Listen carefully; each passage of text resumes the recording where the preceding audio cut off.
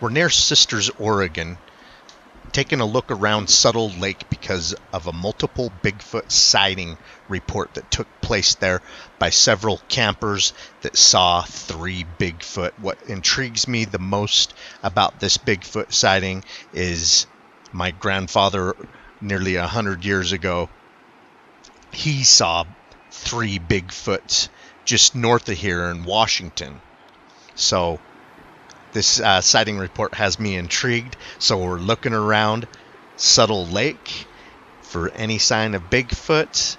Kick back and listen to the Bigfoot sighting report as we show you the area the report happened in.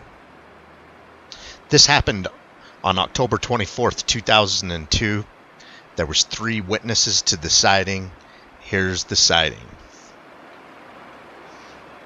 This sighting took place while I was on a fishing trip with my girlfriend and a couple and their mom. My friends were staying at the resort cabins at one of my favorite fall fishing lakes. By the time we arrived, delayed by my wiring boat problems, it was about 3 a.m. We talked until there was little reason to go to bed, just to have to get right back up to catch the morning bite. About an hour and a half before sunrise, my friend Wes and I decided to go for a little walk down to one of the streams that feed out to the lake. I was curious to see what the fish were doing. We both had flashlights, shining them into the stream as we walked along trying to spot fish. The further we went, the more uneasy I became. And I have been in these woods all of my life and never felt anything like this before. I asked Wes if he felt kind of weird. He said, kinda. We decided to head back. We moved to a different cabin closer to the lake that day. Then after fishing all day and returning late at night, I was very bummed out about missing a very large brown trout. I spent most of the evening listening to the fish jump and looking at the stars. Wes's mom was the first to go to bed about 11:45 p.m. Soon after, the rest of us followed. My girlfriend and I were not sleeping in the cabin with Wes and his family. We were sleeping in the back of a full-size Chevy Suburban. Angela and I did not go right to sleep. About an hour and a half after everyone said goodnight at the campfire, this is when everything started to happen. I sat up to smoke a cigarette and was looking out the rear side window when something caught my eye. The cabins we were staying in were not very large.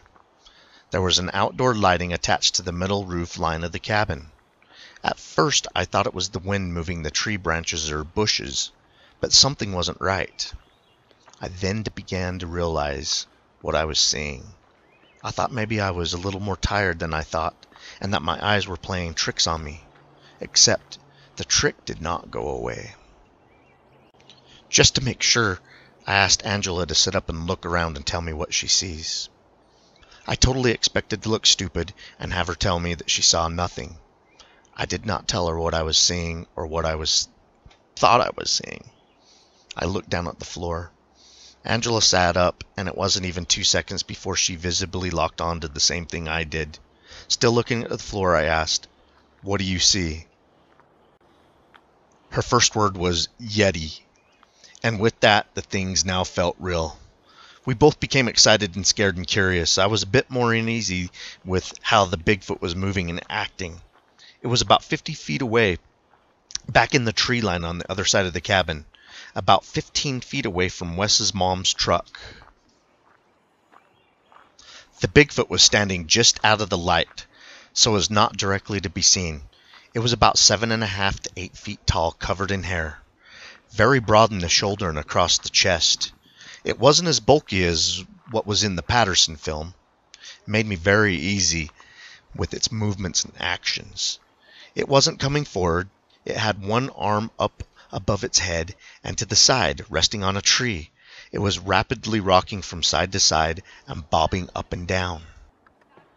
Angela made a statement about getting out to maybe get a closer look at it. I was in the process of telling her no. Then, to our surprise, we realized. Angela points out that there's more than one. About 2 feet behind the tailgate of my friend's mom's truck was crouched not one, but 2 of what appeared to be smaller Bigfoot. They were crouched close together, sitting motionless and looking directly at us. They looked like they were younger ones compared to the big one, still rocking back and forth by the tree. They were not as broad in the shoulder and the chest as the big one. Angela and I were wondering what to do, quietly talking to each other. Finally, I decided to wake up Wes by yelling toward the window of his bedroom.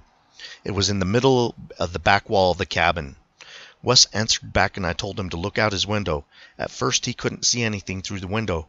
I didn't tell him what to look for or what I was seeing for fear of him thinking I was pulling a joke or that we were totally out of our minds. As he opened the window, I asked him, "Do you see it?" His response was, "Oh, frickin' explicit." Wes didn't say another word, which made me even more uneasy. I couldn't deal with it anymore. I jumped up to the front seat and was going to start up the rig to back them off a little. When I got up front, I couldn't find the keys. I became a bit panicky. I found the keys and started up the Chevy with a big vroom, and it hardly seemed to bother them at all. I then decided if I was going to see Bigfoot, then by God, I'm going to try and get a good look. I was parked in such a way that I had to pull way out and swing the front end around for my lights to hit the Bigfoot directly. As soon as the Chevy moved, they took off back in the trees and bushes. I then headed down the road toward a picnic area where they might cross the road. On the way, Angela said she had enough and didn't want to be around Bigfoot anymore. I turned around, ended up taking a wrong turn, and finding myself driving cross-country through the cabins in the resort. I was turned around so badly and confused I didn't know where I was. Angela spotted the cabin where we stayed the first night. I then began to drive out to the highway to leave, because Angela did not want to return until daylight. Just before I got to the highway, I remembered my friends at the cabin, and the fact that they had a newborn baby with them. Angela agreed we couldn't leave them there, so we returned. Wes said that as we were driving off, something ran across the road behind us on two legs. Angela and I decided to leave the Chevy parked halfway blocking the road and go inside the cabin. After we got inside, I asked Wes if he had seen what I saw. I couldn't take it anymore. I couldn't take the fact that it really happened. Wes told me he definitely saw what he believes to be a Bigfoot. He explained that he became silent because he saw the two smaller ones at the back of his mom's truck too. After 20 minutes went by, I needed to smoke real bad, and Wes's mom, she wanted something to drink. Both the alcohol and the cigarettes were in my rig. So Wes and I headed out. On the way back to the cabin, we heard a bunch of commotion down at the lake, like something running through the bushes, snapping and breaking limbs. We both ran for the front door of the cabin. Just as we started up the steps, I fell onto the porch, scared the crap out of Wes. Once inside, we talked and tried to rationalize everything that had happened. Things were quiet outside from then on, other than the fact a raccoon thumped on our door, which startled us, and what was really strange about this raccoon, he seemed to want to come in the cabin. The raccoon didn't touch any of the food that was outside the cabin. Next day, we noticed huge broken branches and bushes, like something big went through. We also heard one howl during the night. Wes said he thinks he found some hair and partial tracks. One of the tracks looked to be about 18 inches long. Here's a follow-up investigation report. I apologize, the investigator from BFRO, he did not leave his name with the report. Here it goes. Spoke with David S. at length. He is a dedicated fisherman and was very knowledgeable about the fishing spots around the Bend area. The kokanee salmon were abundant in the lake at the time, late October. The spawners were beaching themselves all along the shoreline. This may have been a food source that attracted the creature to the vicinity. He felt the creatures were curious about them, the campers, and what they were being cautiously observed by what happened to be an adult and two juveniles. There were occupants in some of the other nearby cabins who did not stir during their sighting experience. The total duration of the encounter from start to finish was about 90 minutes. And as I said at the beginning of this report, what brought me to Sutter Lake to look around was the type of sighting this was. It reminds me of my grandfather's sighting. My grandfather's sighting was in the fall. It was near a lake, just like this one, and there was 3 Bigfoot. These guys suspect the Bigfoot were there because the salmon were spawning as a food source. My grandfather was actually fishing when the 3 Bigfoot walked upon him near Mount St. Helens, and he threw 3 of his fish to the Bigfoot. And once they had claimed the fish, they left. He had no idea what he saw. Back in the 1930s, there wasn't really any word of Bigfoot between people. I mean, he really didn't know what he saw until the Patterson-Gimlin thing, and at that time the phrase Bigfoot was coined, and when he saw that video, he's like, that's what I saw. I saw 3 of those in the 30s. So very intriguing. I had to come look around Sutter Lake. This sighting is much more recent than my grandfather's sighting. As a matter of fact, since my grandfather's sighting, Mount St. Helens exploded, has totally changed the landscape. The lake my grandfather saw the Bigfoot at probably doesn't even exist anymore.